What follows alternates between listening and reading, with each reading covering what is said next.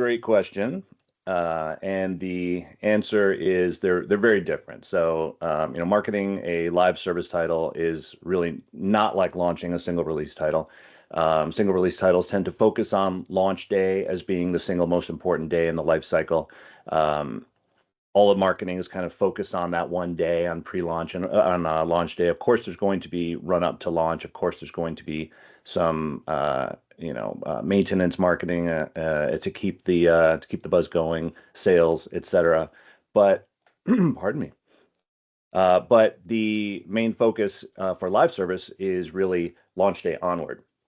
So yes, launch day is important for live service games, but we really focus on kind of the lifespan, the life cycle of the game. So there'll be pre-launch, building the hype. There'll be launch day, but that's just the beginning. So we focus on the coming months. We look at the roadmap of the game, which is very important and can change, but at least we start with that, and then we allocate the budget that we have and all of our available resources around that roadmap, and we spread that out over time. So the most effective way I've found to actually do that, the short answer would be taking a look at the product roadmap and then taking a look at other things that are going on in the industry. There could be events, there could be other game launches that we may want to avoid so that we don't have to fight for that time. And then we look at those, what we expect in the roadmap, game updates, expansions, events, things like that. And we use those as tent poles for our marketing plan. And then we allocate and really focus on those marketing beats to keep the game top of mind for the players and for maybe players who have heard about it but haven't jumped in, and players who haven't jumped in as well. So I think that's the main differences. And then just with the inherent nature of live service games, the games evolve over time, right?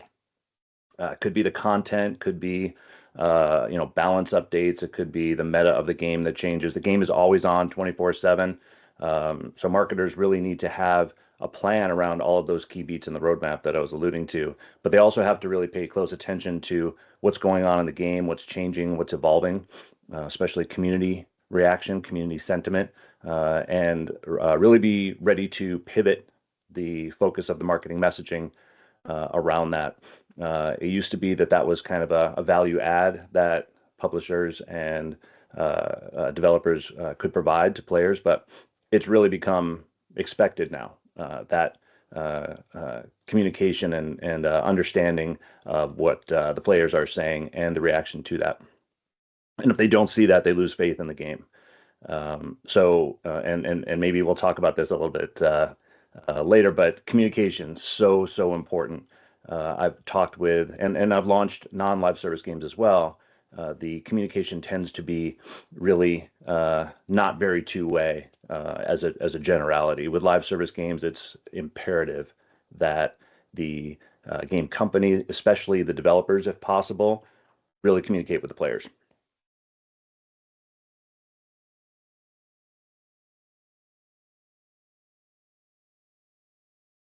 Great question again. I think that starts again with content roadmap. So show players that you intend to be in it for the long haul. This happens before launch. This happens, starting from when the game is announced.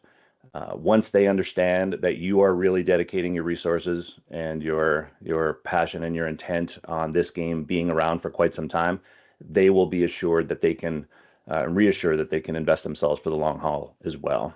And there's ways to do that. Obviously, the more resources you have, the better. But introducing that world to the players and the characters in that world prior to launch to get them very excited about it. Do some deep dives on lore if there is lore that you can share to show how rich and thought through that this world is. Tease the story, highlight unique features of the game. Players will feel like and should feel like with buildups like that they're entering something that's epic and new and exciting and something that they want to be a part of and something that they would have a little FOMO if they missed out on it and didn't give it a try. And then there's other ways too when we're post-launch to keep the engagement high and the energy high. from a marketing perspective. Events are very helpful. Contests, tournaments, community gatherings, holiday celebrations, anniversaries, et cetera, to keep the community really tight and engaged with each other. And then another way too is engaging with influencers, which is very critical at a number of touch points.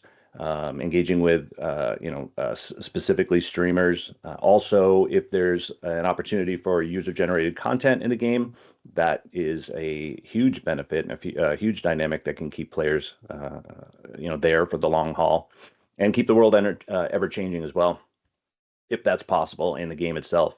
And again, this is a reoccurring theme, but listen to the players, listen to what they want, listen to what they don't want, and let them know that they are helping to make this game the best it can be if you have that ability. And most games I've worked on do have that ability to do that.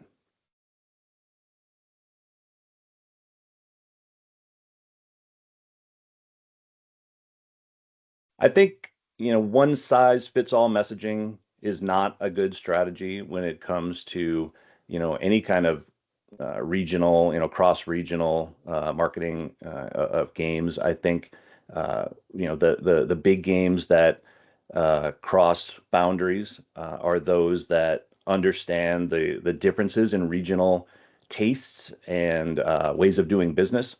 For example, cultural tastes are very different in Asia versus North America versus Europe versus Latin America. We have to be very cognizant of the maps in the game. If the game that we're talking about does have different maps or levels, you have to take a look at every little bit of text, every sign that's in this world, every color, and really compare that and contrast that with what's acceptable in each individual region in case you want to or need to make the changes.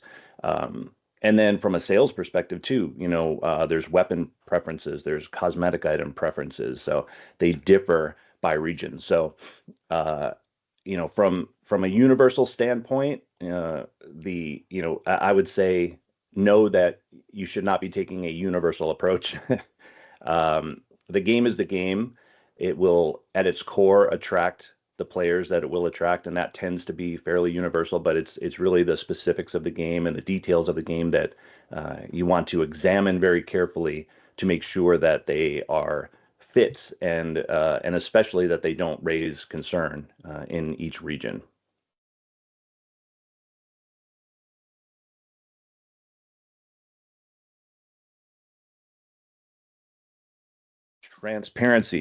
Transparency, consistency, sincerity.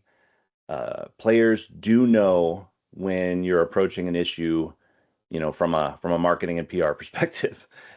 So marketers need to be very clever and very polished, or work through some really strong, community managers and game masters and folks that are in the game day to day. Players will forgive mistakes, but they don't forgive if you're silent. So, being responsive, being transparent, really important. There's ways to do that. I found that the more that you can get developers in front of the players, the better. They love to hear about the game. They love to hear about the game company. They'd rather hear from the folks that are making it than the marketers themselves. So, dev blogs, AMAs are great. Any kind of video interviews that you can provide with them, fantastic. Roadmaps, again, a constant theme, but players like to know what they're in for and what the intent is for the devs. Film some playthroughs if they're comfortable with that. Quite often I found that while dev interviews and getting devs in front of the players is very effective, many, if not most devs that I've worked with, choose not to do that. They don't necessarily feel comfortable with that. So you can take them and coach them and build their confidence and show the effect and the impact that they have. But if they don't and they refuse to do that, that's fine too. There are other ways to accomplish that, but showing what devs are working on is really helpful. Again, community managers, very important in this recipe for sure. And then just keeping tabs with, what the players want. listening to them, in the forums and social media. Maybe there's surveys. We've done those as well. And then let them know you're listening, and then let them know what changes have resulted as their input has been received and acted upon. I think the most important thing and the most important feature here is and takeaway is if players need to be heard. And in fact, in my experience, I've noticed that the desire for players to be heard is even more important to them than the desire to make the changes that they're asking for. So you need to listen to them and acknowledge that you're listening to them, because if you don't and they don't feel listened to, they will get louder and louder and more negative, and or they'll leave. And negativity breeds negativity. And when you're talking about forums and social networks and the internet in general, those comments tend to not go away. So listen to them, take care of them, work with them, and go on the journey with them together.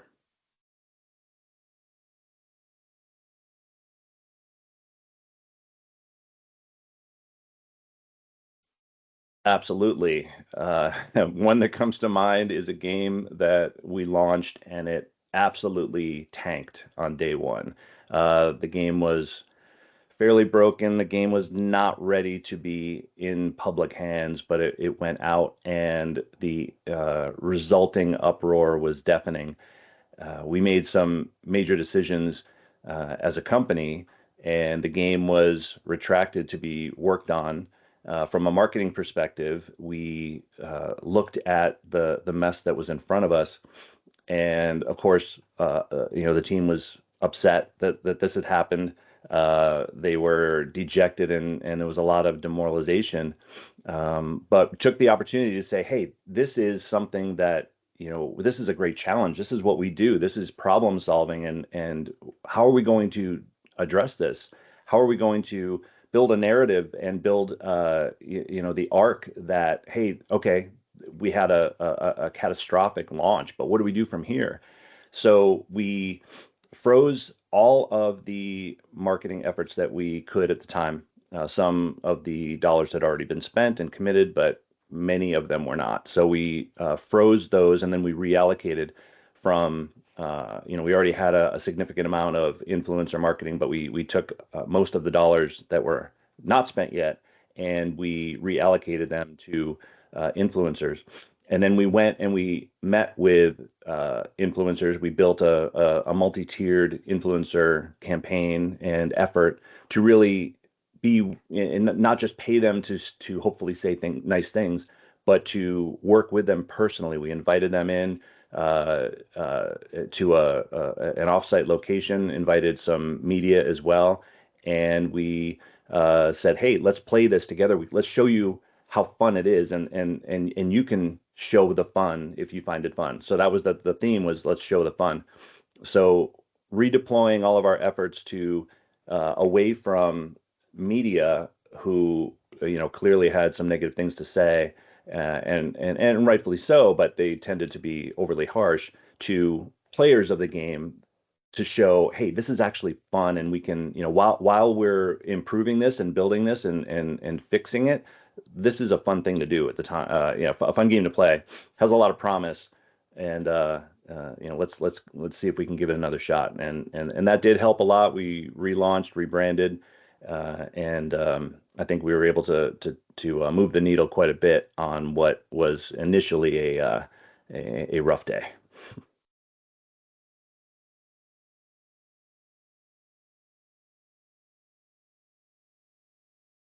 Yeah, so the game is typically the game, right? Regardless of the platform it's on, the game is the game, but each platform has its own strengths and opportunities. For example, if you're on Xbox, there's opportunities with Game Pass.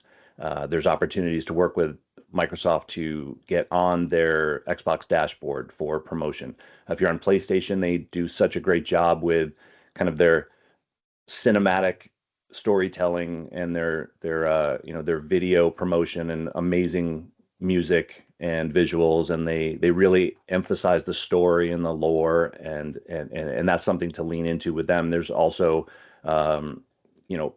opportunities to work with both of them for their showcases and direct style.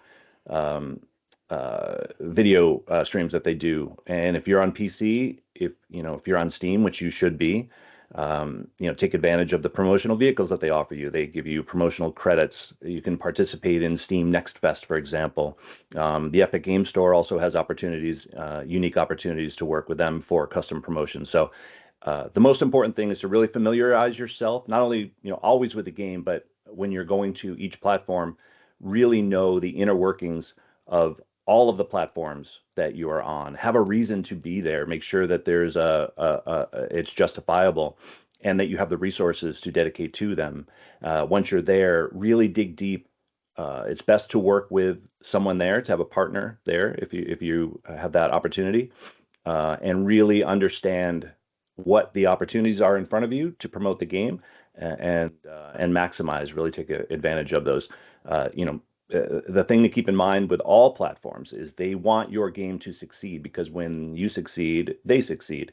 So help them help you, and um, and really take advantage of, and partner, I should say, is a better term. Partner with the folks that are at the platforms to get your game in the best place it can be.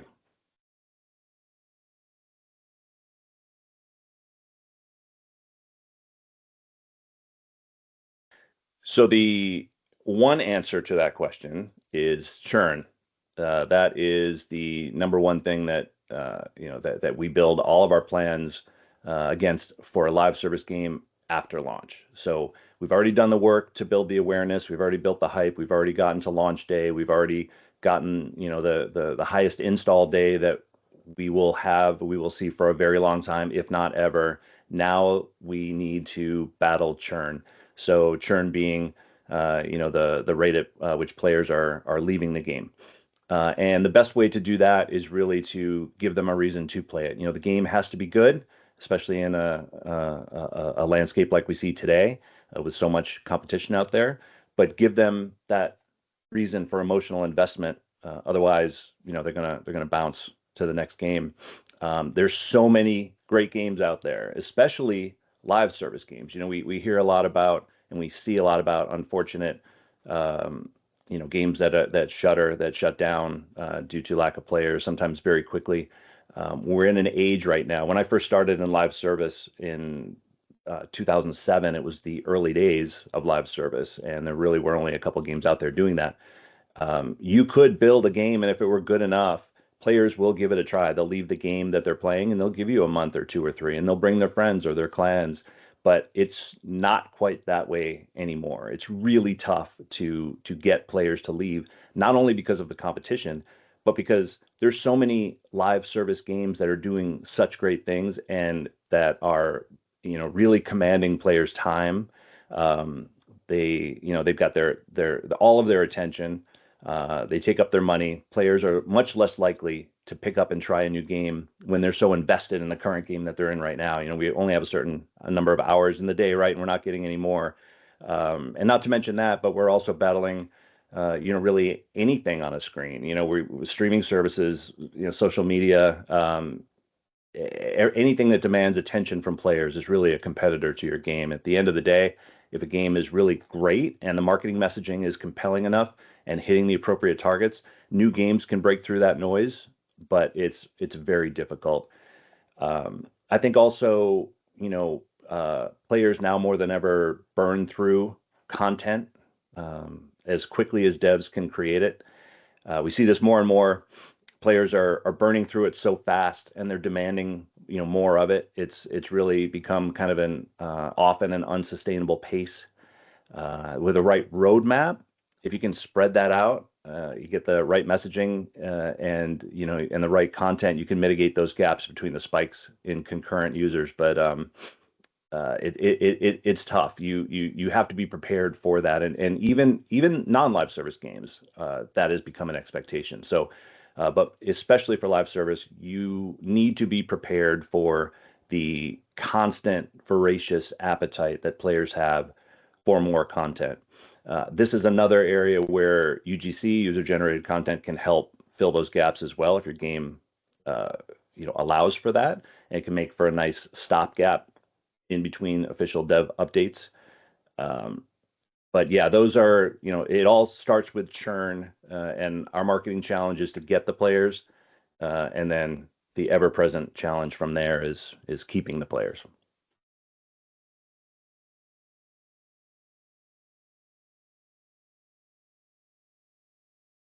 Oh, I'm very much looking forward to it. It will be my first time at the show. I heard a lot about it last year. I'm really looking forward to a couple things. I'm looking forward to catching up with some industry friends and definitely meeting some new ones. I've already been gotten some outreach from several people who are going to be attending, asking if we can carve out some time to catch up, which is fantastic. Live service games is it's such a big part of the industry, but it's also such a narrow slice when it comes to those that are really experts in the field and focusing specifically on live service. So I'm really looking forward to speaking with the people there. And then, of course, definitely looking forward to the panel. I'll be speaking on a panel called Launching and Sustaining a Thriving Live Service Game with a couple other experts, and very much looking forward to that. So getting ready for a great time in Austin.